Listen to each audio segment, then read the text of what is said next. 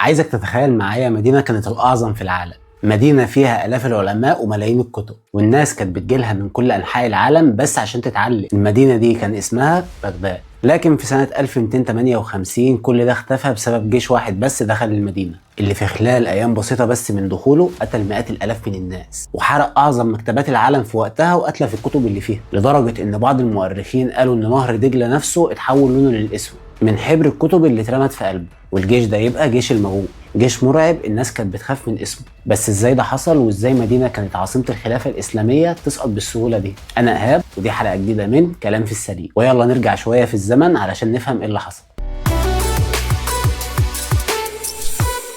في بداية القرن ال13 ظهر قائد اسمه جنكيز خان. الراجل ده كان من قبائل المغول اللي عايشة في سهول آسيا. وقتها المغول كانوا قبائل صغيرة متفرقة وكل قبيلة عايشة في حتة لوحدها. لكن جنكيز خان كان شخص مختلف، لأنه في 21 سنة بس قدر يوحد القبائل المتفرقة دي كلها تحت حكمه ويأسس أقوى إمبراطورية عرفها التاريخ كله. المغول كانوا محاربين مرعبين جدا، وكان عندهم مهارة جديدة في ركوب الخيل، وده خلاهم يتحركوا مسافات طويلة جدا في وقت قصير. لكن اكتر حاجه كانت بتميزهم انهم كانوا قاسيين جدا في الحرب بتاعتهم، والمدينه اللي كانت بتقاوم كانت بتتدمر. وده طبعا خلى كل الناس اول ما يسمعوا اسم المغول يترعبوا، وخلال سنين قليله قدروا يسيطروا على مناطق واسعه جدا زي اسيا الوسطى وجزء كبير من الصين. دول حتى وصلوا لحدود اوروبا. لكن لما جنكيز خان مات، الامبراطوريه الضخمه دي كلها اتقسمت على اولاده واحفاده. بس اللي يهمنا منه في قصه النهارده واحد منهم اسمه هولاكو خان.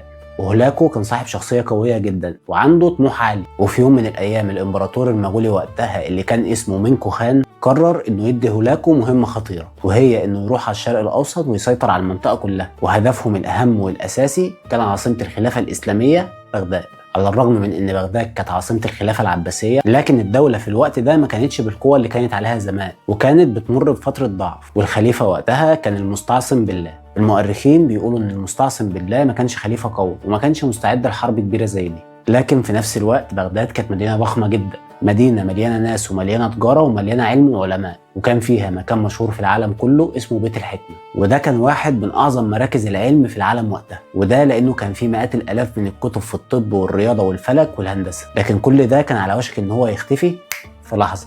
هولاكو بدأ حملته العسكرية، وفي خلال طريقه للشرق الأوسط بدأ يسقط المدن واحدة ورا التانية، وأي مدينة كانت بتقاومه كان بيدمرها حرفيا، وأي مدينة تستسلم كان بياخدها تحت سيطرته، لحد ما بدأ يقرب من بغداد. وهنا بعت رسالة للخليفة المستعصم كان فيها تهديد صريح، وكان بيقول له في الرسالة يا تستسلم يا إما همسح بغداد كلها. لكن الغريب ان الخليفه ما اخدش التهديد بجديه، ممكن لانه كان فاكر ان بغداد قويه كفايه، وممكن يكون فاكر ان هم مش هيقدروا يوصلوا للمدينه اساسا. وبدا ما يبدا في تجهيز الجيش بتاعه، قعد واستنى وما عملش اي حاجه. لكن المغول ما كانوش بيهزروا ابدا، وفي بدايه 1258 الجيش المغولي يوصل على ابواب بغداد. ومؤرخين كتير قالوا ان تعداد الجيش تخطى ال 100,000 مقاتل، وما كانوش مجرد جنود بس، ده كان معاهم مهندسين متخصصين في الحصار، ومعاهم آلات ضخمة لكسر الأسوار علشان يبدأ حصار بغداد من كل الاتجاهات والقصف يبدأ. المنجنيقات كانت بترمي الحجارة على الأسوار ليل ونهار، وأهل بغداد حاولوا يقاوموا، لكن الحقيقة الجيش العباسي ما كانش قوي كفاية وما كانش مستعد للحرب بالحجم ده. وبعد أيام قليلة أسوار بغداد تنهار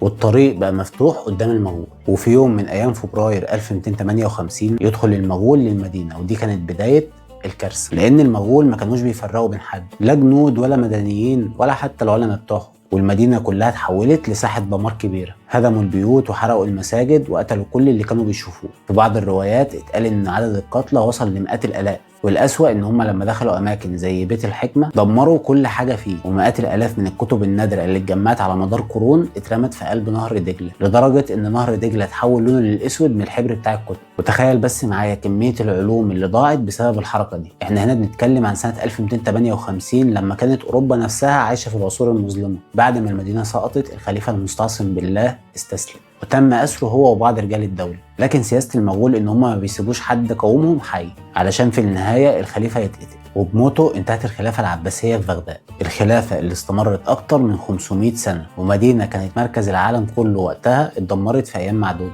لكن التاريخ والزمن ما وقفوش عند اللحظة دي، علشان بعد سنين بسيطة المغول دخلوا الإسلام وبقوا جزء من العالم الإسلامي نفسه. لكن برضه سقوط بغداد كان واحدة من أكتر الأحداث المأساوية اللي حصلت في التاريخ كله، والمدينة اللي كانت منارة للعلم في العالم كله بقت خراب. ومغزى قصة النهاردة إن أي حضارة مهما كانت قوية ممكن تسقط لو ضعفت من جوه، وإن التاريخ مليان دروس اللي يفهمها يقدر يتعلم منها كتير. وبس كده وصلنا لاخر الحلقه. ما تنساش تعمل لايك وشير وكومنت، واكيد تعمل سبسكرايب وتفعل زر الجرس. اشوفكم في حلقه جديده على خير. مع السلامه.